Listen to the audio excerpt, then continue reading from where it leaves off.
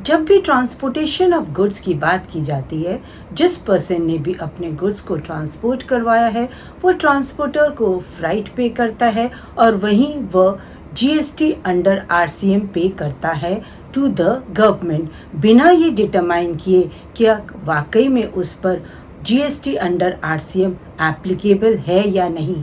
आज इस सेशन में हम आपके साथ डिस्कस करते हैं कि जब भी कोई पर्सन अपनी गुड्स की ट्रांसपोर्टेशन बाय रोड करवा रहा है from one place to another और वह ट्रांसपोर्टर को फ्राइट पे कर रहा है तो उस पर कब और किस रेट पर आरसीएम एप्लीकेबल होगा, और यदि वो पर्सन एक गुड ट्रांसपोर्ट एजेंसी के थ्रू अपनी ट्रांसपोर्टेशन ऑफ गुड्स करवा रहा है उस केस में एक जीटीए की सर्विसेज कब एग्जेम्प्टेड होगी, कब उस पर फॉरवर्ड चार्ज मैकेनिज्म एप्लीकेबल होगा और कब वो रिवर्स चार्ज में फॉल करेगा।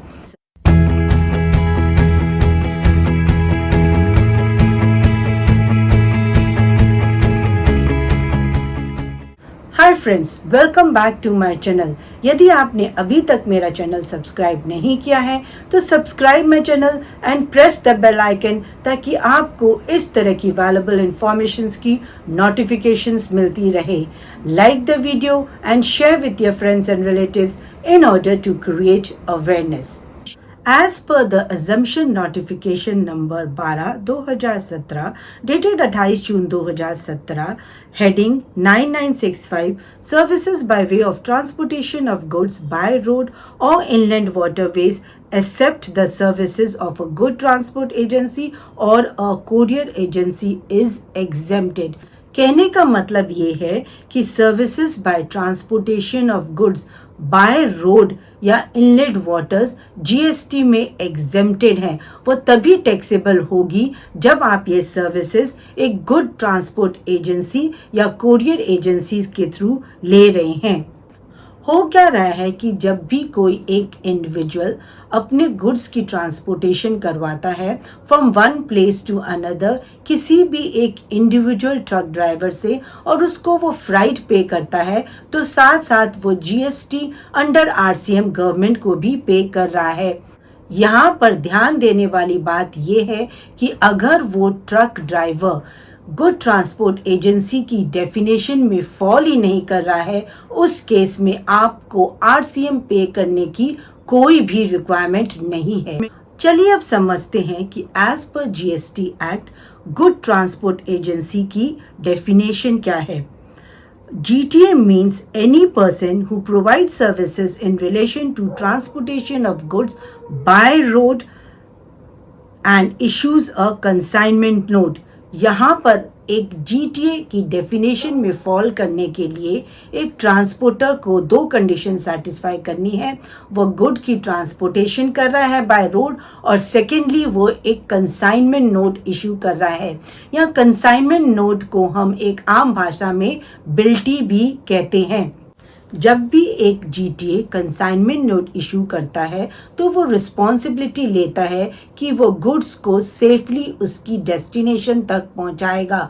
अगर रास्ते में कोई भी गड़बड़ हो जाती है तो he will be wholly responsible for the same. एक जीटीए को कंसाइनमेंट नोट में फॉलोइंग इंफॉर्मेशंस प्रोवाइड करनी होती है। Name of the consignor, name of the consignee, registration number of the good carriage in which goods are transportation, details of good, place of origin, place of destination and person liable to pay GST, consigner, consignee और GTA। जब भी transportation of goods by road through GTA हो रही है उस case में GST पे करने की लायबिलिटी 3 पर्सन्स पर आती है। कंसाइनर जिसे हम सप्लायर ऑफ गुड्स कहते हैं, कंसाइनी जो रेसिपिएंट्स ऑफ गुड और सर्विसेज होता है, और द जीटीए। अगर जीटीए ने आरसीएम ऑप्ट किया है उस केस में जीएसटी पे करने की लायबिलिटी एक कंसाइनर और कंसाइनी पर आती है। As per the notification number 13/2017, Central Tax dated 28/6/2017, the person who pays or liable to pay freight for the transportation of goods by road in good carriage located in taxable territory shall be treated as receiver of services। यदि एक consignor, जिसे हम supplier of goods कहते हैं, GTA को direction दे रहा है for transportation of goods by road और वो जीटीए को फ्राइट भी पे कर रहा है, उस केस में कंसाइनर को रिसीवर ऑफ सर्विसेज ट्रीट किया जाएगा और उसे लायबल हो जाएगा to pay GST at a rate of 5% on RCM. वहीं जब एक कंसाइनी जीटीए को डायरेक्शन दे रहा है for transportation of goods from one place to another by road और वह कंसाइनी जीटीए को फ्राइट पे कर रहा है, उस केस में consignee will be treated as receiver of service और कंसाइनी अब लायबल हो जाएगा to pay GST under RCM. जब भी एक कंसाइनर और कंसाइनी जीएसटी अंडर आरसीएम पे करते हैं तब उसका वो आईटीसी क्लेम कर सकते हैं while filing GSTR 3B। GST act में कुछ स्पेसिफाइड पर्सन्स को मेंशन किया गया है। अगर एक गुड ट्रांसपोर्ट एजेंसी अपनी सर्विसेज इन स्पेसिफाइड पर्सन्स को प्रोवाइड करती है तब GST under RCM mandatorily pay करने की responsibility comes on such specified persons और इस लिस्ट में इंक्लूडेड है factory registered under the factory act, society registered under the society registration act, a cooperative society establish under any other law or body corporate established under any other law, a partnership firm whether registered or not, including AOP, a casual taxable person and any individual registered under GST. When is the GTA services exempted? जब भी एक unregistered GTA अपनी services किसी unregistered person को provide करवा रहा है, उस केस में कोई भी जीएसटी एप्लीकेबल नहीं किया जाएगा। अगर एक गुड ट्रांसपोर्ट एजेंसी जीएसटी में रजिस्टर्ड है तो उसके पास ऑप्शन है कि वो फॉरवर्ड चार्ज मैकेनिज्म या रिवर्स चार्ज मैकेनिज्म ऑप्ट करे।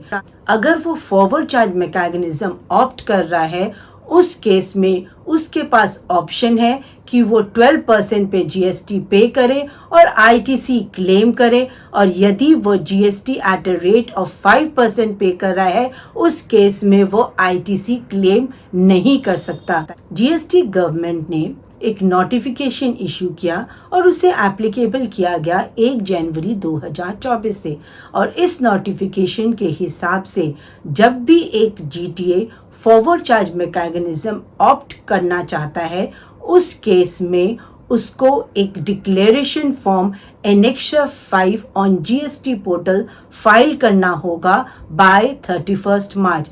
अगर कोई भी जीटीए फाइनेंशियल ईयर 24-25 में फॉरवर्ड चार्ज मैकेनिज्म ऑप्ट करना चाहता है तो उसे ये एनेक्सर फाइल करना होगा बाय 31 मार्च 2024 तक।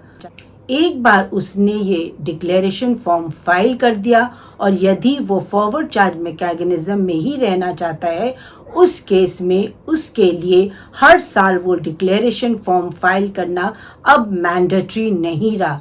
लेकिन यदि उसे फॉरवर्ड चार्ज मैकेनिज्म से ऑप्ट आउट होकर रिवर्स चार्ज मैकेनिज्म में चूज करना है उस केस में उसे फिर से एक डिक्लेरेशन फॉर्म एनेक्सर 6 फाइल करना होगा ऑन जीएसटी पोर्टल बाय 31 मार्च। एक बार जीटीए ने रिवर्स चार्ज मैकेनिज्म ऑप्ट कर लिया उस केस में जीटीए पर जीएसटी पे करने की कोई भी लायबिलिटी नहीं होगी। GST in that case will be applicable by the recipient of goods and services at a rate of 5% under RCM. Hope guys this video has added value to you. अपने valuable feedback comment section में ज़रूर दें। Thanks for your valuable time. जय हिंद।